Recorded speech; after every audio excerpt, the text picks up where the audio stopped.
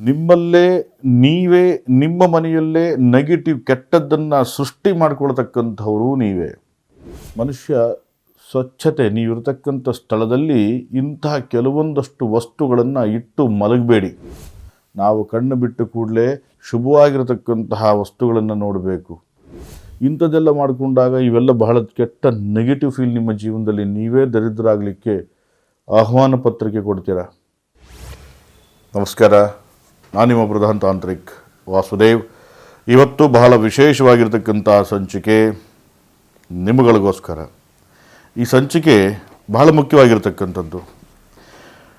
ಮನುಷ್ಯನ ಶರೀರ ದಿನ ಬೆಳಗ್ಗೆಯಿಂದ ಸಂಜೆವರೆಗೂ ದಣದು ಸುಸ್ತಾಗಿ ಮಲಗಿದರೆ ಸಾಕು ಎಂಬತಕ್ಕಂಥ ಸ್ಥಿತಿಲಿರುತ್ತೆ. ಒಳ್ಳೆ ಊಟ ಮಾಡಿ ಮಲಗ್ತೇವೆ, ಮತ್ತೆ ದಿನ ಬೆಳಗ್ಗೆ ತಕ್ಷಣ ಅದೇ ದರಿದ್ರ ಕಾಡುತ್ತೆ. ಮಲಗುವ ಸಮಯದಲ್ಲಿ ನಿದ್ರೆ ಬರೋದಿಲ್ಲ. ಮಲಗಲಿಕ್ಕೆ ಹೋದರೆ ಕಿರಿಕಿರಿ ಹೆಚ್ಚಾಗುತ್ತೆ. ನಿದ್ರೆಹೀನನಾದರೆ ಇಡೀ ಶರೀರವೇ ನಶ್ವರ ಎಂಬತಕ್ಕಂಥದ್ದು. ಹಾಗೆ ಅನುಭವಿಸ್ತಿರ್ತಕ್ಕಂಥ ಎಷ್ಟೋ ಲಕ್ಷಾಂತರ ಜನಗಳಿದ್ದೀರಿ. ನಿಮ್ಮಲ್ಲೇ ನೀವೇ ನಿಮ್ಮ ಮನೆಯಲ್ಲೇ ನೆಗೆಟಿವ್ ಕೆಟ್ಟದ್ದನ್ನು ಸೃಷ್ಟಿ ಮಾಡಿಕೊಳ್ತಕ್ಕಂಥವರು ನೀವೇ. ಬೇಕಾಗಿರ್ತಕ್ಕಂಥದ್ದು ಬೇಡವಾಗಿರ್ತಕ್ಕಂಥದ್ದು ಏನು ಬೇಕು ಅಥವಾ ಬೇಡ ಎಂಬತಕ್ಕಂಥದ್ದನ್ನು ನಿರ್ಧಾರ ಮಾಡಿ ತೆಗೆದು ಹಾಕ್ತಕ್ಕಂಥ ಮನಸ್ಥಿತಿಯೂ ಇಲ್ಲ ನಿಮಗೆ. ಒಂದು ಚೆನ್ನಾಗಿ ಅರ್ಥ ಮಾಡ್ಕೊಳ್ಳಿ, ನಾವು ಮಲಗುವಂತಹ ಜಾಗ ಭಾಳ ಸ್ವಚ್ಛವಾಗಿರಬೇಕು, ಭಾಳ ಶಾಂತವಾಗಿರಬೇಕು, ನೆಮ್ಮದಿಪ್ರದಾಯಕವಾಗಿರಬೇಕು. ಕೆಲವೊಂದಷ್ಟು ವಸ್ತುಗಳನ್ನು ಅವರು ಬಳಿಯಲ್ಲೇ ಇಟ್ಕೊಂಡಿರ್ತಾರೆ. ಅದು ಅವರೊಟ್ಟಿಗೆ ದರಿದ್ರದಲ್ಲೇ ಮಲಗಿರ್ತೀರಿ, ಮತ್ತೆ ಬೆಳಗ್ಗೆ ದರಿದ್ರದಲ್ಲೇ ಎದ್ದೇಳ್ತೀರಾ, ಮತ್ತೆ ದರಿದ್ರ ಜೀವನವನ್ನೇ ಪ್ರಾರಂಭಿಸ್ತೀರಾ, ಮತ್ತೆ ಹೊರಗಡೆ ಜನಕ್ಕೂ ನೀವು ದರಿದ್ರರಾಗೇ ಕಾಣ್ತೀರಾ. ವ್ಯತ್ಯಾಸ ಏನು ಬಂತಿಲ್ಲಿ? ವ್ಯತ್ಯಾಸ ಏನು ಬರೋದಿಲ್ಲ.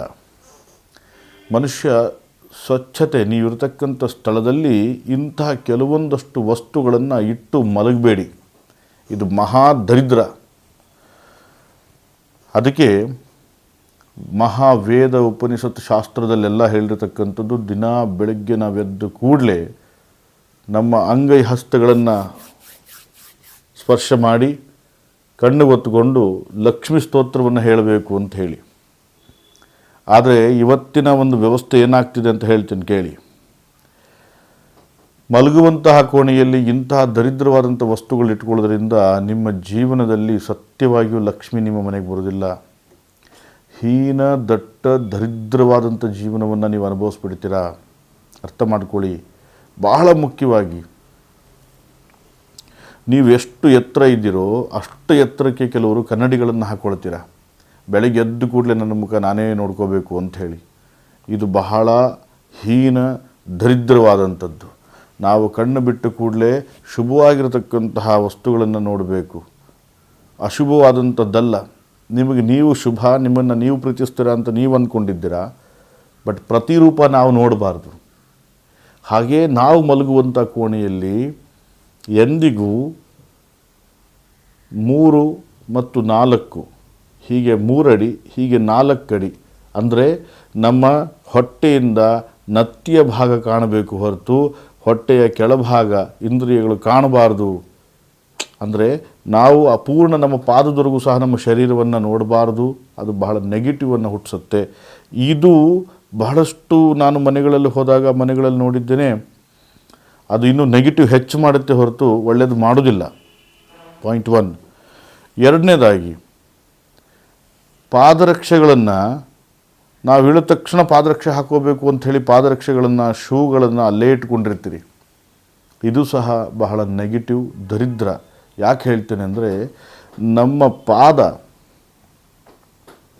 ನಮ್ಮ ಇಡೀ ಕರ್ಮವನ್ನು ಹೊತ್ತು ನಿಲ್ಲತಕ್ಕಂತಹ ಚಪ್ಪಲಿಯನ್ನು, ಶೂವನ್ನು ಮನೆ ಬಾಗಿಲಿನ ಆಚೆ ಇಡಬೇಕು ಹೊರತು ಒಳಗಡೆ ಪ್ರವೇಶ ಮಾಡಬಾರ್ದು. ಇದು ಬಹಳ ಹೀನ ತರತಕ್ಕಂಥದ್ದಿದೆ. ಜೊತೆಗೆ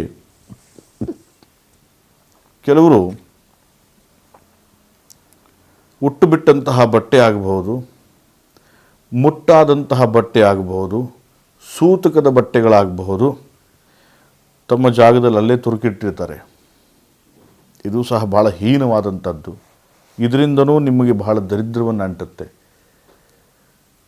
ಬಹಳ ಮುಖ್ಯವಾಗಿ ನೀವು ಮಲಗುವಂತಹ ಜಾಗದಲ್ಲಿ ಭಯ ಆಗುತ್ತೆ, ಆತಂಕ ಆಗುತ್ತೆ, ನನಗೆ ಮತ್ತೇನೋ ನನಗೆ ಅನಿಸುತ್ತೆ ಅಂಥೇಳಿ ಯಾವುದೋ ಕಾಳಿ ದೇವಿಯ ಫೋಟೋ ಇಟ್ಕೊಳ್ಳುವಂಥದ್ದು, ಹನುಮನ ವಿಗ್ರಹದ ಫೋಟೋಗಳು ಇಟ್ಕೊಳ್ತಕ್ಕಂಥದ್ದು, ಈಶ್ವರನ ಫೋಟೋ ಇಟ್ಕೊಳ್ಳುವಂಥದ್ದು, ಇಂಥದ್ದನ್ನು ಫೋಟೋಗಳನ್ನು ರೂಮಲ್ಲಿ ಇಟ್ಕೊಂಡು ದಂಪತಿಗಳಾಗಿರ್ತೀರಿ, ಮತ್ತೊಂದು ಮಗದೊಂದು ಕಾರ್ಯದಲ್ಲಿ ತಲ್ಲೀನರಾಗಿರ್ತೀರಿ. ಇಂಥದ್ದೆಲ್ಲ ಮಾಡಿಕೊಂಡಾಗ ಇವೆಲ್ಲ ಬಹಳ ಕೆಟ್ಟ ನೆಗೆಟಿವ್ ಫೀಲ್ ನಿಮ್ಮ ಜೀವನದಲ್ಲಿ ನೀವೇ ದರಿದ್ರಾಗಲಿಕ್ಕೆ ಆಹ್ವಾನ ಪತ್ರಿಕೆ ಕೊಡ್ತೀರಾ.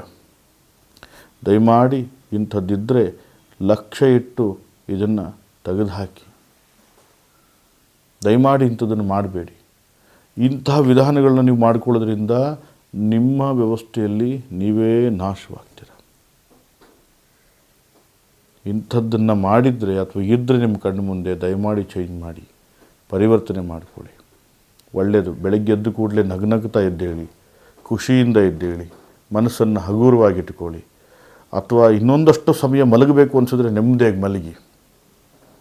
ಎದ್ದು ಕೂಡಲೇ ಭಗವಂತನ ಸ್ಮರಣೆ ಮಾಡಿ, ಸಾಯಿ, ದತ್ತಾತ್ರೇಯ, ಗುರುಗಳನ್ನು ಸ್ಮರಣೆ ಮಾಡಿ, ಒಳ್ಳೆಯದಾಗುತ್ತೆ. ಹಾಗೆ ಈ ಕಂಟೆಂಟ್, ಈ ವಿಡಿಯೋ ನಿಮಗೆ ಇಷ್ಟ ಆಗಿದೆ ಅಂತ ಅಂದ್ಕೊಳ್ತೇನೆ. ಹಲವು ಜನಕ್ಕೆ ಕಳಿಸಿ, ಲೈಕ್ ಮಾಡಿ, ಕಮೆಂಟ್ ಮಾಡಿ, ಶೇರ್ ಮಾಡಿ. ಪೂಜೆ ವಿಧಾನ ತಪ್ಪದೆ ಮಾಡಿ. ಹಾಗೆ ನಾವು ಈ ಮಾಘ ಮಾಸದಲ್ಲಿ ಒಂದು ಬಲಿಷ್ಠವಾಗಿರತಕ್ಕಂತಹ ಚಂಡಿ ಹೋಮವನ್ನು ಮಾಡಬೇಕು ಎಂಬತಕ್ಕಂಥ ಒಂದು ನಿರ್ಧಾರದಲ್ಲಿದ್ದೇವೆ. ಇಲ್ಲಿವರೆಗೂ ನಮ್ಮಲ್ಲಿ ಬಂದು ಹೋಗಿರುವಂಥ ಬಹಳಷ್ಟು ಜನಗಳು, ಅಥವಾ ಈ ಎಪಿಸೋಡ್ಸ್ಗಳನ್ನ ಡೈಲಿ ಫಾಲೋಅಪ್ ಮಾಡ್ತಿರ್ತಕ್ಕಂಥವ್ರು, ಅಥವಾ ಭೇಟಿ ಆಗದೇ ದೂರದಲ್ಲಿ ಉಳ್ಕೊಂಡಿರ್ತಕ್ಕಂಥವ್ರಿಗೆ ಒಂದು ದಿನ ಸಮಯವನ್ನು ನಿಗದಿಪಡಿಸ್ತೇವೆ. ದಯಮಾಡಿ ಆ ಜಾಗಕ್ಕೆ ಬರಬೇಕು. ಬಂದು ನೀವುಗಳು ನಿಮ್ಮ ಹೆಸರನ್ನು ಬರೆಸಿ ಹೋಗಬೇಕು. ನಿಮ್ಮ ಮೊಬೈಲ್ ನಂಬರು, ಹೆಸರು, ನಿಮ್ಮ ಸಮಸ್ಯೆಗಳನ್ನು ಕೊಟ್ಟರೆ ನಾವು ಅದಕ್ಕೆ ಅನುಗುಣವಾಗಿ ಶತಚಂಡಿ ಹೋಮವನ್ನು ಇಟ್ಟಿದ್ದೇವೆ. ಆ ಹೋಮಕ್ಕೆ ಪ್ರಧಾನವಾಗಿ ನಿಮ್ಮಗಳನ್ನು ಕೂರಿಸ್ತೇವೆ. ನೀವೇ ಕೂರಬೇಕು, ನೀವೇ ಪೂಜಿಸಬೇಕು, ನೀವೇ ಪೂರ್ಣಾಹುತಿಗೆ ನಿಮ್ಮ ಸಂಕಲ್ಪವನ್ನು ಮನಸ್ಸಲ್ಲಿ ಸಂಕಲ್ಪ ಮಾಡ್ಕೊಂಡು ಬಂದು ಆ ಅಗ್ನಿಯಲ್ಲಿ ನಿಮ್ಮ ಪೂರ್ಣಾಹುತಿಯನ್ನು ಹಾಕಬೇಕು. ಆ ದಿನ ಬಹಳ ವಿಶೇಷವಾಗಿರತಕ್ಕಂಥ ಪರಿವರ್ತನೆ, ಪರಿಹಾರದ ಬಗ್ಗೆ ಮಾತಾಡ್ತೇವೆ. ದಯಮಾಡಿ ತಪ್ಪದೆ ಬನ್ನಿ. ಬರುವವರು ಮುಂಚಿತವಾಗಿ ನಿಮ್ಮ ಹೆಸರು, ಮೊಬೈಲ್ ನಂಬರನ್ನು ನೋಂದಾಯಿಸ್ಕೊಳ್ಳೋದನ್ನು ಮರಿಬೇಡಿ. ಎಷ್ಟು ಜನ ಬರ್ತೀರಾ ಎಂಬತಕ್ಕಂಥದ್ದು ಕಮೆಂಟ್ಸ್ ಬಾಕ್ಸಲ್ಲಿ ನೋಡ್ತೀನಿ ನಾನು. ಕಮೆಂಟ್ ಮಾಡಿ. ಎಲ್ಲರಿಗೂ ಒಳ್ಳೆಯದಾಗಲಿ. ನಮಸ್ಕಾರ.